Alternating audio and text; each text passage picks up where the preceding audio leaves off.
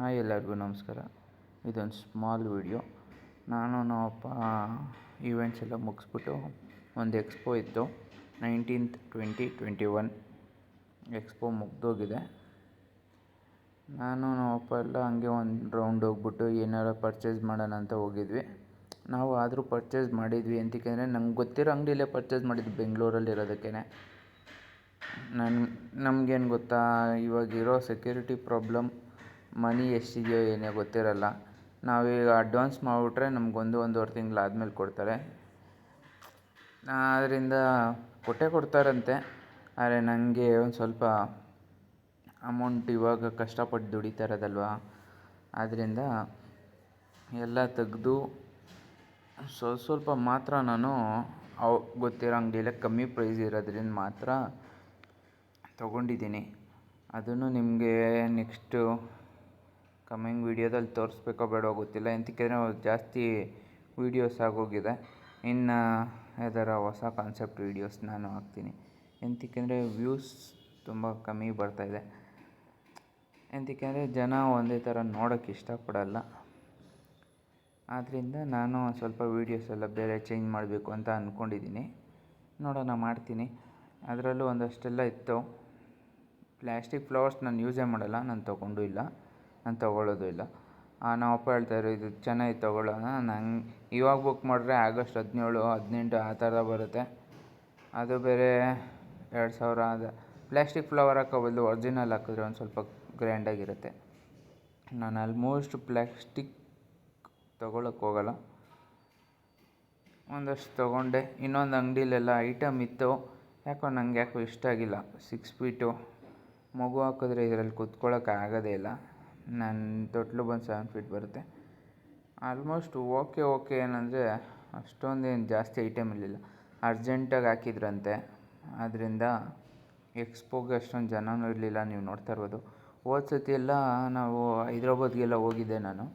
ಅವಾಗ ತುಂಬ ಜನ ಇದ್ದರು ಆ ಕಡೆ ಎಲ್ಲ. ಏನಂದರೆ ಎಕ್ಸ್ಪೋ ಅಂದರೆ ತುಂಬ ಗ್ರ್ಯಾಂಡ್ ಐಟಮ್ಸು, ತುಂಬ ಡಿಸ್ಕೌಂಟ್ ಇರುತ್ತೆ. ಇದರಲ್ಲೇನು ಅಷ್ಟೊಂದು ಡಿಸ್ಕೌಂಟು ಇರಲಿಲ್ಲ. 1.5 ಲಕ್ಷ, 2 ಲಕ್ಷ, 3 ಲಕ್ಷ ಡಿಪೆಂಡ್ಸ್. ನಾವು ಅಷ್ಟೊಂದು ಬಜೆಟೆಲ್ಲ ಇಲ್ಲ ಇವಾಗ. ನನಗೆ ಯಾರೂ ಇನ್ವೆಸ್ಟು ಮಾಡಿಲ್ಲ.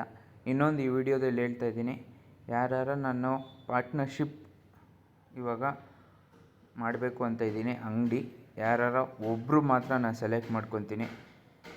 ಅವ್ರು ಇದ್ರ ಮೇಲೆ ಪ್ಯಾಷನ್ ಇದ್ದರೆ ಮಾತ್ರ ಬನ್ನಿ. ಎಂತಕ್ಕಂದರೆ ನನ್ನ ಹತ್ರ ಐಟಮ್ಸು ಇದೆ, ಎಲ್ಲ ಥರ ಎಕ್ವಿಪ್ಮೆಂಟ್ಸ್ ಇದೆ, ನನ್ನ ಹತ್ರ ವರ್ಕರ್ಸ್ ಇದ್ದಾರೆ, ಎಲ್ಲ ಇದ್ದಾರೆ.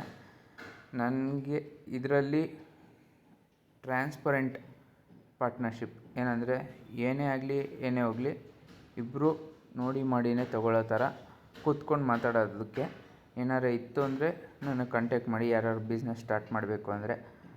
ನನ್ನ ಕಡೆಯಿಂದ 100% ಇದು ಮಾಡ್ತೀನಿ. ಎಂತಕ್ಕಂದರೆ ನನ್ನ ಹತ್ರ ಇನ್ವೆಸ್ಟ್ಮೆಂಟ್ ಇವಾಗ ಜಾಸ್ತಿ ಇಲ್ಲ. ಎಂತಕ್ಕಂದರೆ ಐಟಮ್ಸಿಗೆ ಜಾಸ್ತಿ ಹಾಕ್ಬಿಟ್ಟಿದ್ದೀನಿ. ಅಷ್ಟೊಂದು ದುಬಾರಿ ಬಜೆಟ್ ಇನ್ವೆಸ್ಟ್ಮೆಂಟ್ ಏನಿಲ್ಲ. ನಿಮ್ಗೆ ಅಪ್ಡೇಟ್ ಮಾಡ್ತೀನಿ. ಯಾರು ಇನ್ವೆಸ್ಟ್ಮೆಂಟ್ ಮಾಡಿ ಈ ಫೀಲ್ಡ್ಗೆ ಎಂಟ್ರಿ ಆಗಬೇಕು ಅಂದರೆ ಯಾರು ನನಗೆ ಕಾಂಟ್ಯಾಕ್ಟ್ ಮಾಡ್ಬೋದು. ನಂಬರ್ ಕೊಟ್ಟಿರ್ತೀನಿ. ಅದಕ್ಕೆ ಒಂದು ಚಿಕ್ಕ ವಿಡಿಯೋ ಮಾಡ್ತಾಯಿದ್ದೀನಿ. ಆಲ್ಮೋಸ್ಟ್ ನಾನು ಇವತ್ತಿಗೆ ಎಷ್ಟಕ್ಕೆ ಪರ್ಚೇಸ್ ಮಾಡಿದ್ನಪ್ಪ? 1 ಲಕ್ಷ ರೂಪಾಯಿ ಐಟಮ್ ಪರ್ಚೇಸ್ ಮಾಡಿದ್ದೀನಿ. ನಿಮ್ಗೆ ತೋರಿಸ್ತೀನಿ.